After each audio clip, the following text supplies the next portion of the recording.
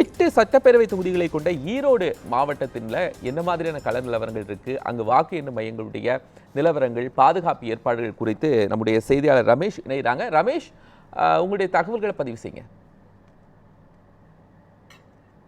ஈரோடு மாவட்டத்தை பொறுத்தவரை ஈரோடு மாவட்டத்தில் உள்ள சட்டமன்ற தொகுதிகளுக்கான 8 சட்டமன்ற வாக்கு எண்ணிக்கை இன்று நடைபெறுகிறது. இதற்கான பாதுகாப்பு பணிகள் போலீசாரின் பாதுகாப்பு விரிவாக செய்யப்பட்டுள்ளது.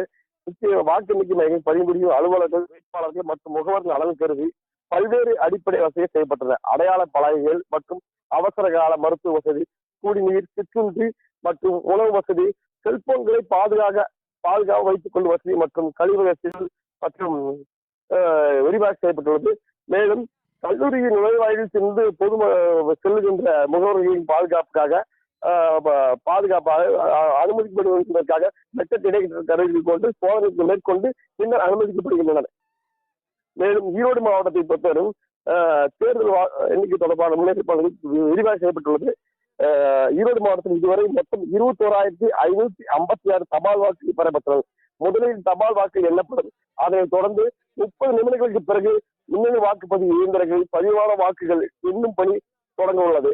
சட்டமன்ற தொகுதி வாரியாக ஈரோடு மாவட்டப்பட்ட 8 சட்டமன்ற தொகுதி பதிவான வாக்குகள் சுற்றுகள் விவரமாக எண்ணப்படும் கொடுக்கப்பட்டுள்ளது.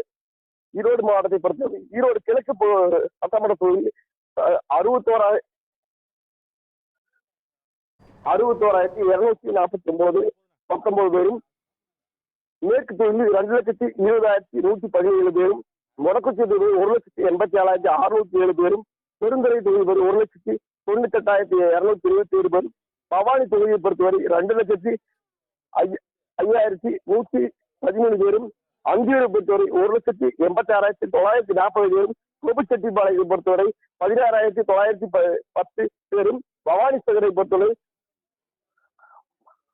12,132 மொத்தம் 15,84,557 பேர் வாக்காளர்கள் உள்ள எண்ணிக்கை உள்ளது. இதில் 173 சுற்றுகள் தமிழ்நாட்டில் மிக முக்கியமான மாவட்டமாக பார்க்கப்படுகிறது. கோபிச்செட்டிப்பாளையம், அன்னியூர், பவானி சாகர், பவானி, ஈரோடு கிழக்கு, ஈரோடு வடக்கு, மொடக்குறிச்சி, பெருந்துறை அப்படிங்கிற சட்டமன்ற தொகுதிகளை உள்ளடக்கிய இந்த மாவட்டத்தில் என்ன மாதிரியான ஏற்பாடுகள் செய்யப்பட்டிருக்கு அப்படிங்கிற நம்முடைய செய்தியாளர் ரமேஷ் பதிவு செய்தாங்க.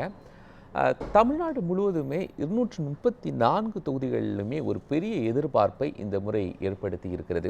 நம்ம ஒட்டுமொத்தமாக இந்தியா முழுவதுமே ஒவ்வொரு மாநிலங்களிலும் தேர்தல் அப்படிங்கிறது ஒரு எதிர்பார்ப்பை தான் ஏற்படுத்தும். ஆனால் இப்போ நடக்கக்கூடிய 5 மாநிலங்கள், அதுவும் குறிப்பாக தமிழ்நாட்டில் இருக்கக்கூடிய 234 தொகுதிகளும் மிக முக்கியமான எதிர்பார்ப்பை ஏற்படுத்தி இருக்கிறது. அதே நேரத்தில் கேரளாவில் 140 தொகுதிகளை கொண்ட கேரளா மாநிலத்திலும் தேர்தல் நடைபெற்று அதற்குடைய வாக்கு எண்ணிக்கை நடைபெற இருக்கின்றது.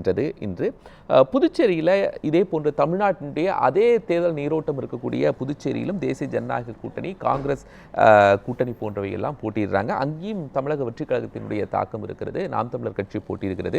30 தொகுதிகளில் புதுச்சேரியில் என்ன மாதிரியான நிலவரங்கள் இருக்குது அப்படிங்கிறது நம்ம பார்க்க வேண்டியிருக்கிறது. மேற்கு வங்கம் 294 தொகுதிகளை கொண்ட மேற்கு வங்க மாநிலத்தில் 148 வெற்றி பெற வேண்டும். அங்கு தொடர்ந்து மமதா பானர்ஜி அவர்கள் 2011 வெற்றி வாகை சூடி கொண்டிருக்கிறாங்க.